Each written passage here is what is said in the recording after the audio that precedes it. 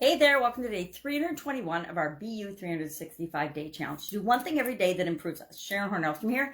Today we're talking about your identity, our identity, my identity, your choice. And I say that because my lesson learned for today for No Nonsense November, day 17, is that we don't always think we can, but we get to actually choose and create our identity. So let's talk about an identity in a little bit of detail. I took actually 2 pages of notes to talk about an identity today.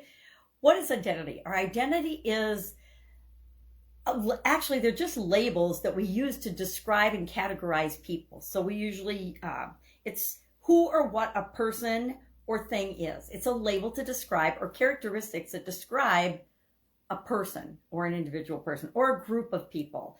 We talk about it a lot in the media and around politics and on scientific studies, and when we're hiring and firing people and we're trying to analyze their personalities and things. But our identity has several characteristics. We get to choose our identity. Our identity is a choice between the characteristics that make us up, and they make up who we are. Identities have different characteristics. They're plural, meaning we're not just one thing. I'm not just a mom. I'm not just a sister. I'm not just a daughter. I'm not just a grandmother. I'm not just a business owner. I'm not just an engineer. I'm all of those things and much, much more. So we're more than one thing simultaneously. We have more than one label, more than one way to describe ourselves, more than one identity at any given time.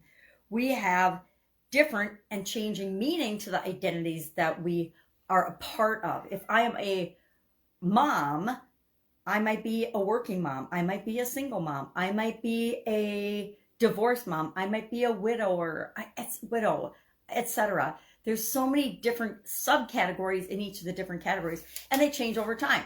I was a teenager. And as we age is one of the demographics or things that we use to label and describe people. Now I'm a senior citizen.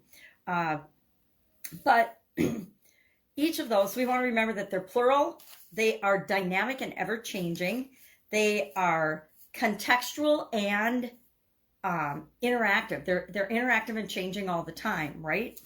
They're negotiated, right? We negotiate the roles that we're going to play and the identities we're going to play, especially when it comes to relationships. At work, you might be a leader or you might be a follower. You might be a manager or you might be working on the line. You might be a service provider, or all kinds of different things. And our identities can be privileged, marginalized, silenced, or ignored. Oftentimes, we do those things to ourselves. It's not just always other people doing those things to us. We're going to talk about how do we choose our identity and how do we define our identity. But I want to talk a little bit more about the different components of identity, because I found a huge list of these, and I'll be honest, I've not ever really consciously thought a whole lot about my identity. I think it ties into our self-confidence, our self-esteem. It ties into our ability to stand up for ourselves and a whole lot of other things. But our identity is the characteristics that determine who or what a person or thing is. They involve the elements or characteristics include race, ethnicity, gender, age, sexual orientation, physical attributes, personality, political affiliations. I don't know about you, but I didn't have any political affiliations when I was younger. I still don't.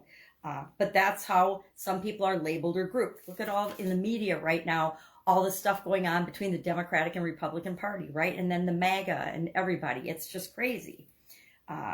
Religious beliefs, professional identities. I talked about those a little bit, managers, leaders, etc. Our values, hobbies, interests, experiences, skills, and abilities, likes and dislikes, relationships, maturity doesn't equal age. That's another category. Our ideas, beliefs, and our attitudes about what is important that help guide us to create and live the life that we like, the life that we want. How we make decisions, all of it, everything, how we make choices. All of it is part of our identity. We decide and choose to see ourselves as, and one of my friends just posted a post today about this.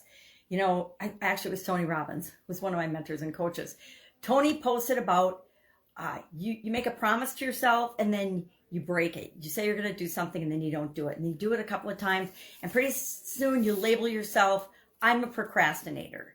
I can't depend on myself to do what I say I'm going to do when I say I'm going to do it. Therefore, I will label myself, I will identify as a procrastinator from now on. And until you change that, guess what? You're not going to keep your word to yourself.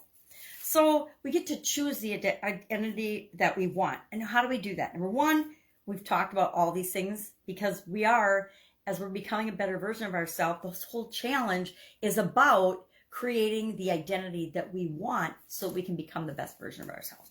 So number one, we define our values, and that's from our personal beliefs and the things that are fundamental to us, our core values, right? Not just our regular values, but what is something that we're going to stand by and be true to throughout the majority of our lifetime. Again, core values can change, but it takes a whole lot to change a core value. Number two, we make our own choices. We decide what feels right for us and what doesn't feel right for us. Number three, spend time alone. We have to spend time alone so we can become self-aware, so we know what is and isn't important to us, so we can decide, yes, this is me. No, this is not me. And finally, consider how to achieve your ideals. How do you become the best version of yourself? What do you need to do? What skills, abilities, thoughts, beliefs, people do you want to model? Masterminds, coaches, whatever works for you. Our true identity is formed through self-awareness and by letting go of conditional thoughts and beliefs. Now, that's a biggie. We could talk probably a week about conditional thoughts and beliefs that we've had, beliefs that relate things together that aren't even related together, but we linked them together in our mind. False beliefs, that's a whole other topic. Our self-identity elements are personality, traits, abilities, plus attitudes, interests, hobbies, social roles, beliefs, etc. So our action item today is just to share and think about your identity and notice as you go about your day, different roles you're playing and different identities you're accepting. One of the biggest lessons learned for anybody that gets married or lives with someone in a committed relationship is the things you do, the roles you take on become your responsibility. At least it always has in my relationships. If you do the laundry all the time, guess what? Pretty soon, if somebody doesn't have clean clothes, you're responsible because you didn't get the laundry done. And so we fall into roles, not always consciously, and some of them fit with our identity and make us feel good, others don't. So we want to decide. So share one element of your identity today in the comments below. Me, I'm a grandma. I identify with being a grandma. I adore being a grandma and mom too. So I adore being a parent and a grandparent. That would be one of my identities that I have consciously chosen to adopt. Now, not everybody whose kids have kids adopt and identify with the role of grandmother for their identity. Some people hate being grandmas. They won't even let the kids call them grandma. They make up all kinds of other crazy names that are anything but grandma. So share in the comments below one identity that you relate to and that I guess that you really embrace and you're proud of. Let's share those today. All right, if I can help in any way, ask. Otherwise, I'll be with you tomorrow.